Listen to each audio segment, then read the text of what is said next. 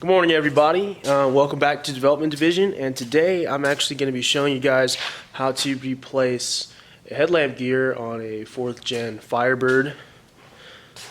And in particular, I'm going to be adding a brass gear instead of an OEM replacement, which is plastic. So our first step is actually trying to gain access to the headlight. And how we're going to do that is opening the hood.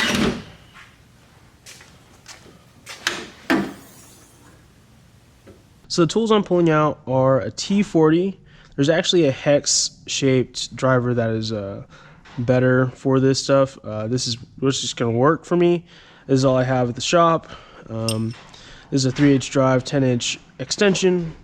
Doesn't matter what extension you use. You know, you could probably use something like this, or if you have a 1/2-inch drive, you know, something like that. Whatever you fancy. And I want to be locating this right here. There's a hole in it. And counterclockwise is up, clockwise is down. And as I'm starting to twist here, just making sure my extension doesn't grind up against my headlamp cover.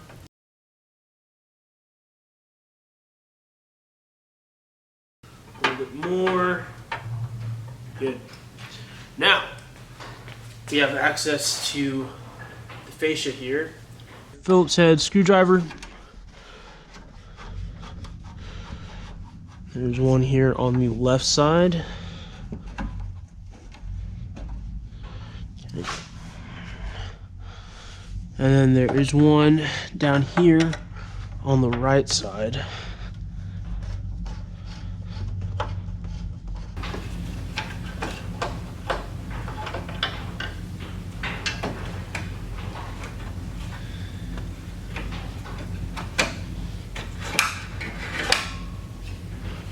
Okay, so now we pulled off the front fascia here. Down in there, you can now see a bolt that connects this motor to the headlamp arm.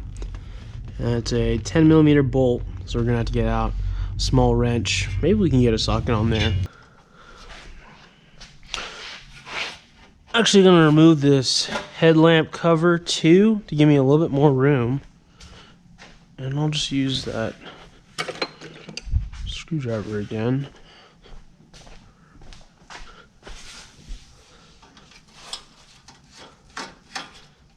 Screw right here on the right side. Screw right here on the left side.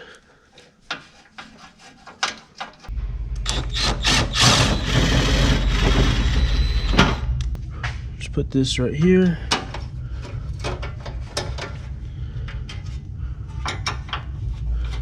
Get this screw back here as well. Lovely. And this just comes right off. So this nut on the outside is a 10mm, and the bolt on the inside is actually a Torx T30. So we're gonna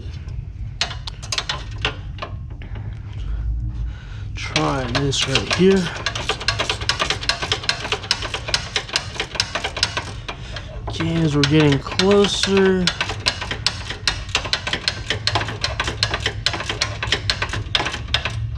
Perfect, nut comes right off.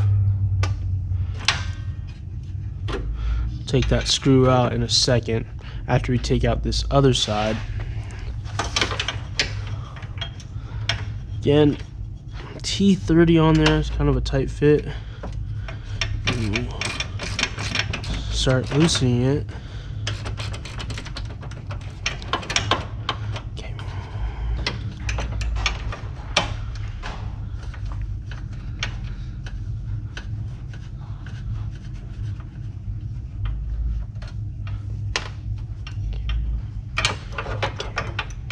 My tool's clear. Hopefully we shall take this out. There's a bushing in there, so make sure that doesn't fall out. You don't lose that. Pull these two screws out here. Lovely. Next, this will give us a little bit easier access to remove the headlight wiring. Just quickly pull those connectors off.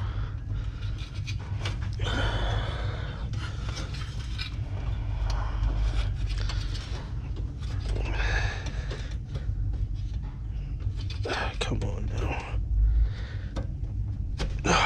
There we go. Cool. Now that that wiring is out of the way, I don't know what this is. We're actually going to reach in here and break this headlight arm free. Please. If I can get a way to freaking shake it off. Oh, there. Oh, whoa. Boom. Wow. And now we have access to this right here, which is the headlight motor. So there's going to be a 10 millimeter. Oops. There's going to be a 10 millimeter nut and bolt here, in 3 positions. Here in the forward position, here on the bottom position, and the rearward set is right there.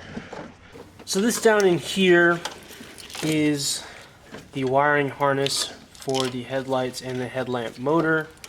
So I'm just gonna get in here and try to separate this. Nice. So with that, we can pull out the headlamp motor here and route this headlight wiring harness through. Is it gonna make me take that off? Don't tell me. This hole was made for this. Yes, sir. Alright. So, take this out.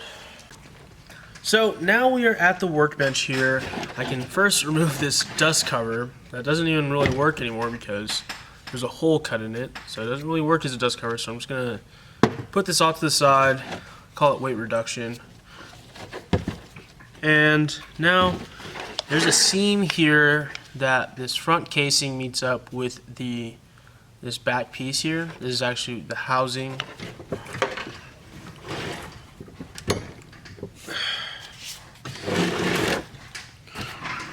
Okay. Sharp flathead screwdriver.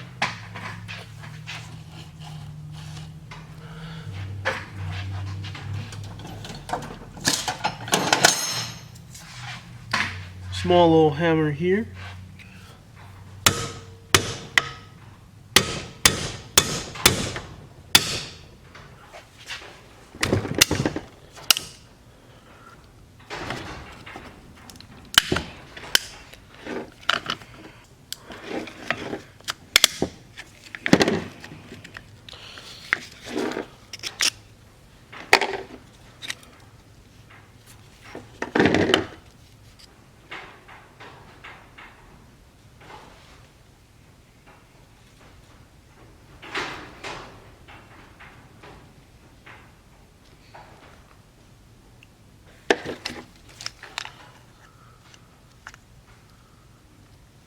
Alright, so now we have that off, we can inspect the old parts.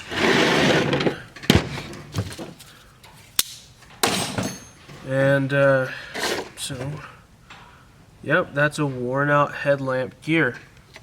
Look at that.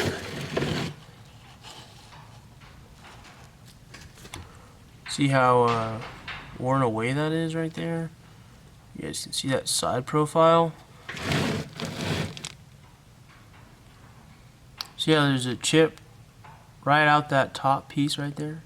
Looks like somebody just bit off your cookie. Yeah, that is gnarly. This is our new brass gear. Here it is.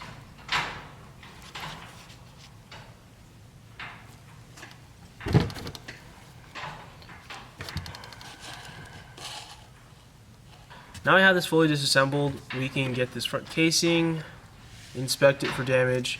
There wasn't that much damage, just slight cracking, but I'll be gluing this back in place, so it won't be kind of a non-issue for me. You want to make sure that this screw that articulates the motor actually works and is functional. There's not a chunk missing out of the bolt. It's not marred in any way. All that. I'm actually going to clean this out with some brake cleaner. This is the 50 States edition from Walmart.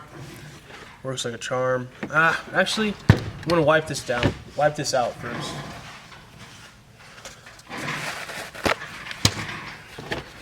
So let me just clean this up. Just clean this up here.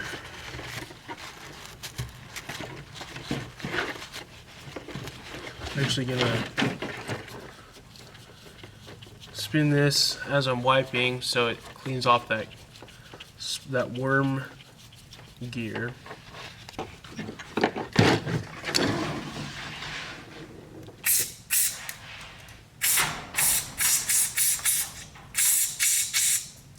Pretty clean. That down. Now we shall assemble it. We're not going to be using this plastic gear anymore, so we're going to set that aside. Open up this kit that they have sent us. We're not going to be using this rubber isolator either. We're going to drop that in there.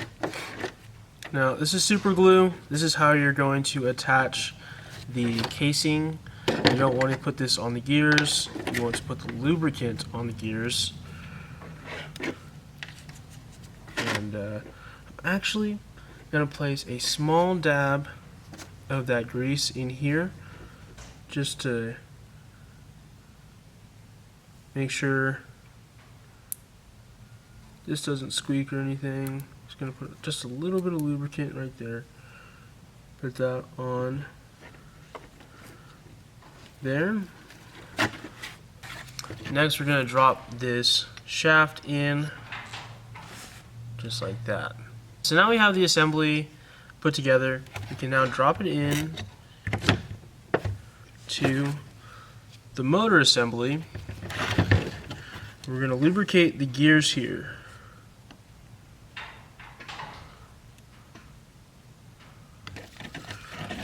Just going to make sure I run this through a couple times, make sure that lubricant gets all around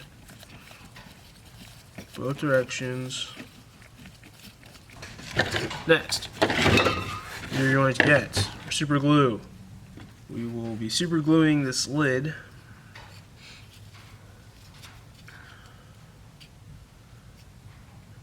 Putting it on the casing.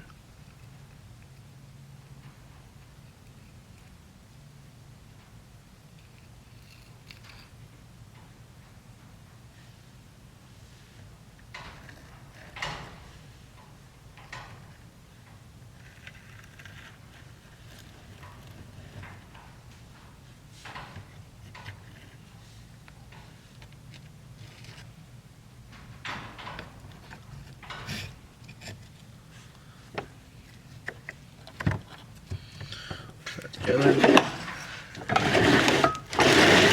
Bring our clamp out.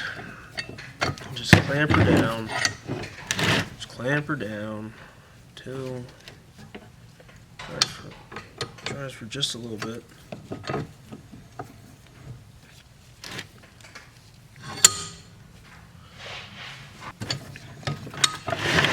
I think they actually included a rubber band to clamp this down. So I'll try it. Don't know. Alright, anyways, this should be dry by now. So I'm gonna get this T-plate, and this T-plate will actually fit like this. So this T-plate will actually fit like this. When you tighten it, you'll actually equally force down this in place. So I'm going to go ahead and put this back in the vehicle. It's just going to be the reverse process, and fire it back up, see what happens. It works.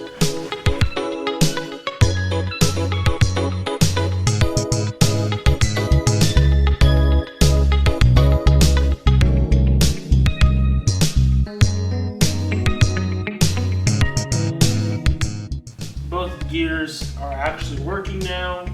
They're both brand new brass gears, so I'm glad they work.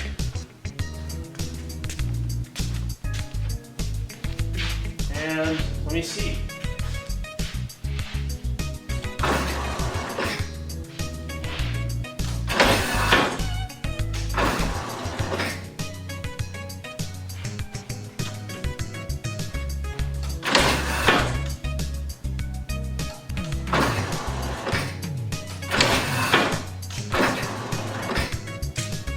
So there's no grinding sounds or anything when it goes up or when it goes down.